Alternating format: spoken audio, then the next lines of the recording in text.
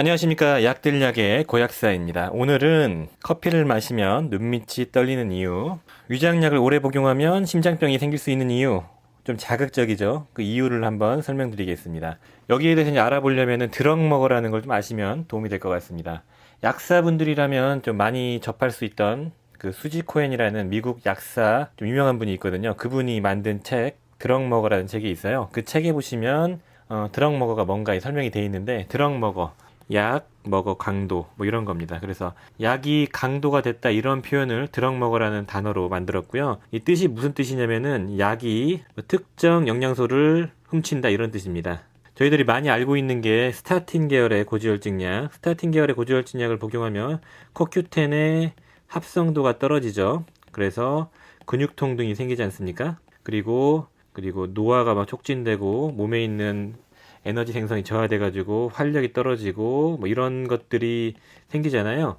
그래서 스타틴 계열의 이제 위장약을 저희는 코큐텐의 드럭머거 이렇게 표현을 합니다. 그래서 드럭머거 하면은 의약품인데 약이 어떤 특정 영양소를 훔쳐간다. 그럴 때 드럭머거라는 표현을 써요. 많이 쓰는 표현은 아니고 그냥 드럭머거라는 표현을 앞으로 많이 쓸 예정이기 때문에 그냥 참고해 두시면 좋을 것 같아요.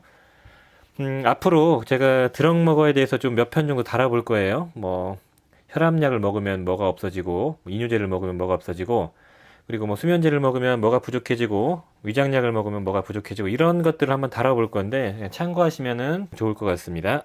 영상 처음 보시는 분이 있으실 거니까, 짧게 마그네슘이 되게 중요하다고 제가 거듭 말씀드렸고, 영상으로 열 몇 편을 제작했습니다. 근데 마그네슘이 왜 중요한가에 대해서 짧게 한번 말씀드리겠습니다.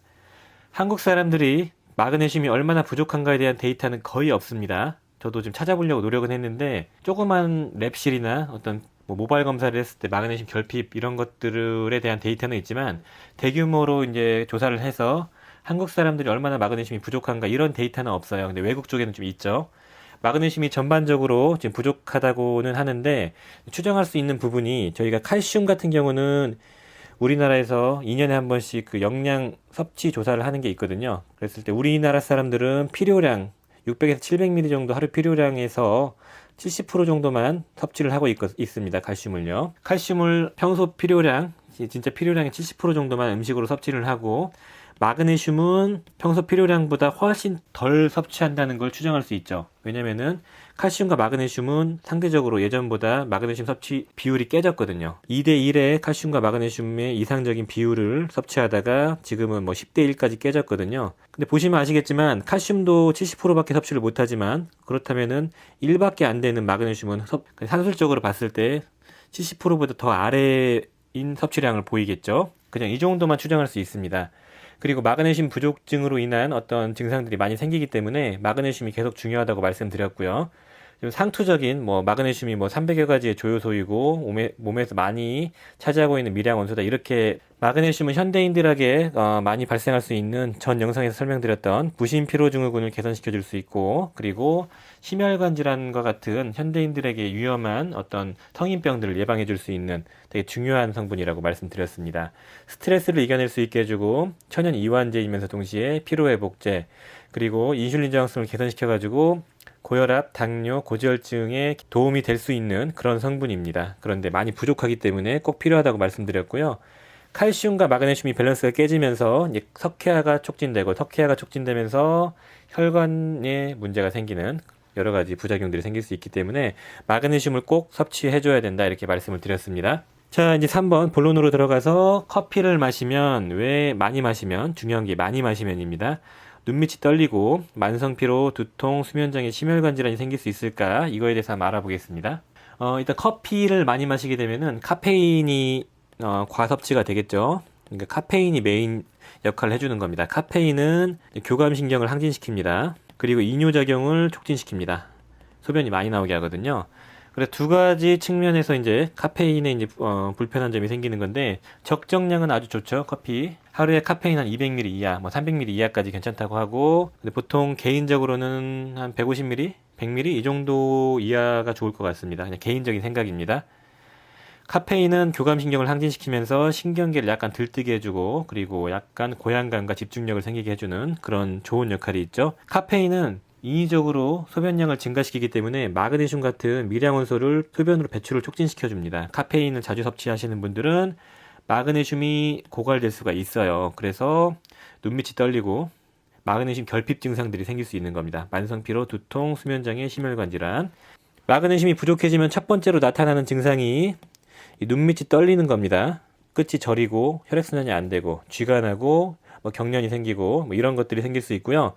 이게 이제 반복되다 보면은 카페인을 섭취하면은 일시적으로는 교감신경 항진으로 피로도가 개선되는 느낌을 받지만 과잉 섭취하게 되면은 마그네슘을 포함한 자율신경계가 실조, 그러니까 신경계가 이제 문제가 생기면서 만성 피로가 생길 수 있고요. 그리고 마그네슘이 부족해지니까 두통이나 수면장애도 생길 수 있습니다.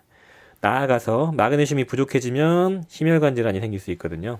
그래서 커피를 많이 마시게 되고 자주 마시게 되고 하루에 두세 잔 정도는 문제가 없겠죠. 그런데 10잔 이상 이렇게 드시는 분들이 의외로 많죠. 강사분들이나 아니면 자영업 하시는 분들, 저는 한 하루에 3-4잔 마시는데 줄여야겠다는 생각을 하고 있지만 중독성이 많죠. 아무튼 많이 드시는 10잔 정도 드시는 그런 분들은 좀 주의하셔야 된다 이렇게 말씀을 드리고요. 커피를 마시면 왜 눈밑이 떨리고 손발이 저리고 이런 게 생기나 잘 아실 겁니다. 자, 마그네슘을 그렇다면 고갈시키는 원인들을 한번 찾아보겠습니다. 메인 내용이 마그네슘 고갈시키는 원인을 찾아보는 거였거든요. 1번 아까 말씀드린 커피, 그 중에 이제 카페인이 마그네슘을 고갈시키는 원인입니다. 두 번째, 흔하게 많이 마시는 탄산음료. 탄산음료도 마그네슘과 칼슘의 드럭머거예요. 약이 아니더라도 드럭머거라는 표현을 쓸게요. 탄산음료에 포함되어 있는 인산이 있거든요. 인산염이 들어있는데 너무 시고 산도가 낮아지는 걸 막아주기 위해서 인산염을 넣는다고 하고요.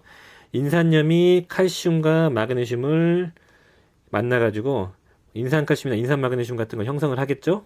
결합되면서 흡수를 방해한다고 합니다. 그래서 탄산음료를 자주 마시는 분들은 칼슘과 마그네슘이 고갈이 되고 나아가서 마그네슘 결핍으로 인한 증상들이 생길 수 있고요. 여기에 관련된 자료가 꽤 많이 있더라고요. 논문화되어 있는 자료들이 많은데 성균관의대 삼성병원에서요.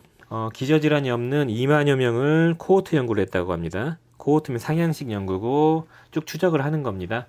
그래서 탄산음료를 먹은 사람과 안 먹은 사람을 구분을 해가지고 그러니까 일주일간 5잔 이상 먹는 사람 그리고 안 먹는 사람을 구분해서 관상동맥 석회화를 조사해봤을 때 조기 관상동맥으로 인한 위험도가 27%가 상승했다고 하고요. 그 탄산 5잔 이상 마신 분들. 그리고 석회화 수치가 70%가 상승했다고 합니다. 당연히 그럴 수 있는 거죠. 마그네슘과 칼슘이 결핍되고 마그네슘의 비율이 깨지기 때문에 석회화나 이런 심혈관 질환의 위험이 생길 수 있는 겁니다. 그러니까 탄산음료가 골다공증을 유발한다 이런 내용과도 일맥상통할 수 있는 거죠. 칼슘과 마그네슘을 배출시켜버리기 때문에. 3번 의약품. 의약품에 대한 드럭머거, 그러니까 의약품들이 특정 영양소를 고갈시키는 것들은 제가 따로 정리를 할 겁니다. 한 2-3편에 걸쳐서 정리를 할 건데 맛만 보겠습니다. 첫 번째, 이뇨제. 이뇨제는 잘 아시겠죠? 이뇨제는 당연히 소변을 인위적으로 배출시키기 때문에 마그네슘이 딸려 들어가거죠. 마그네슘이 딸려서 배출이 됩니다. 그래서 마그네슘을 인위적으로 고갈을 시켜주는 겁니다. 그래서 혈압약으로 이뇨제를 꾸준히 드시는 분들이 있죠. 혈압이 높으니까 몸이 붓고 하시는 분들, 그런 분들 이뇨제를 씁니다. 이뇨제를 쓰게 되면은 마그네슘이 고갈돼요. 마그네슘이 고갈되면 어떻게 되겠까요? 혈압이 올라갑니다. 악순환이 반복되는 거죠. 혈압이 또 올라갔네요. 그럼 이뇨제를 더 센 걸 쓸 수 있겠죠. 그러면 마그네슘이 더 고갈되고 더 고갈되면 혈압이 더 올라갑니다. 이게 조절이 안 되죠. 그러면 다른 혈압약을 추가합니다. 그 혈압약을 추가해도 마그네슘이 더 결핍이 됩니다. 그러면 혈압이 올라가네요. 혈압이 올라가죠. 이렇게 되면은 무한 악순환이 반복되는 겁니다. 그래서 혈압약은 증상만 개선시켜주는 거지만 혈압은 낮출 수 있겠지만 장기적으로 혈관의 문제 그리고 장기적으로 이런 원인을 개선 못 시키는 그 수치만 낮춰주는 그런 약이다 이렇게 비평을 하는 사람도 있죠. 물론 이제 혈압약은 심혈관 질환의 위험도를 낮춰주고 사망률을 낮추는데 확실한 데이터는 있지만 이왕이면 마그네슘까지 고갈될 걸 고려해서 처방을 같이 하거나 복용을 권장하시면 훨씬 좋겠죠. 근데 대부분의 병원에서는 이런 얘기를 하지 않습니다. 이건 당연한 거예요. 여기에 대한 데이터가 없고 지식이 좀 부족하고 관심이 없기 때문입니다. 마그네슘은 이뇨제나 혈압약에 의해서 고갈이 돼요. 마그네슘이 고갈이 되니까 두통도 생기고 몸도 피곤해지고 수면장애도 오고, 그럼 또 수면제를 드시죠. 수면제를 드시면 또 여러 가지 미량원소를 뺏어갑니다. 악순환이 반복되는 거예요. 2번 위장약. 위장약 중에서 그 PPI라는 산 분비를 억제하는 위장약이 있거든요. 하루에 한 번씩 먹는 겁니다. 이런 PPI라는 이 위장약은 보통 오메프라졸, 판토프라졸, 무슨 프라졸로 끝내는 건데 위염 치료제예요. 위염 유궤양 치료제인데 위에 있는 위액 세포를 비가역적으로 돌아올 수 없을 정도로 위액 분비량을 줄여주는 겁니다. 산 분비를 줄이는 거예요. 세포에서 산이 나오는 게 인위적으로 줄어들어요. 산이 줄어들죠? 그러면 마그네슘, 산화마그네슘 같은 게 있다고 해볼게요. 이게 해리가 돼야 되는데 마그네슘 이온으로 바뀌어야 돼요. 근데 마그네슘 이온으로 바뀌어야 되는데 산이 부족해지면 바뀌지 못합니다. 그러니까 마그네슘이 염 상태로 그냥 흡수가 안 되고 배설돼 버리는 거죠. 저산증이 생기면 마그네슘 흡수가 안 되는 거랑 동일한 거죠. 이런 위장약을 오래 드시는 분들, 혈압약도 마찬가지고 위장약도 마찬가지지만 보통 한번 복용을 시작하시면 수개월, 수년 혹은 평생 복용을 하시기 때문에 단기적으로는 문제가 없더라도 장기적으로 이제 문제가 생길 수 있는 겁니다. 그래서 위산이 부족해지면 마그네슘의 흡수를 방해를 받고 저산증이 생기기 때문에, 그러면은 마그네슘뿐만 아니고 대부분의 이온, 영양제 성분들, 그리고 위액에 의해서 버무려지면서 흡수가 돼야 되는데 여러 가지 비타민도 흡수가 안 되고요.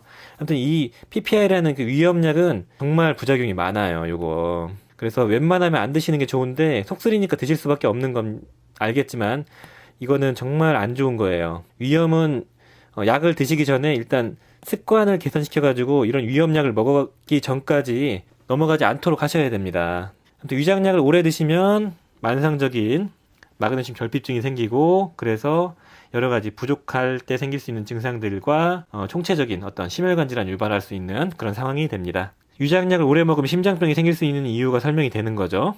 3번 의약품 중에서, 그리고 호르몬제, 그러니까 여성 호르몬, 피임약 있죠? 피임약이나 여성 호르몬제, 이것도 진짜 엄청난 드럭머거예요. 그러니까 모든 영양소를 다 뺏어갑니다. 마그네슘을 결핍시키고요. 그리고 비타민도 다 결핍시킵니다, 얘가. 그래서 이 호르몬제 오래 먹는 사람들은 눈밑 떨림이나 두통이나 다른 게 많이 생겨요. 그러니까 호르몬제 드시는 분들은 꼭 마그네슘이나 비타민들을 챙겨 드시고요.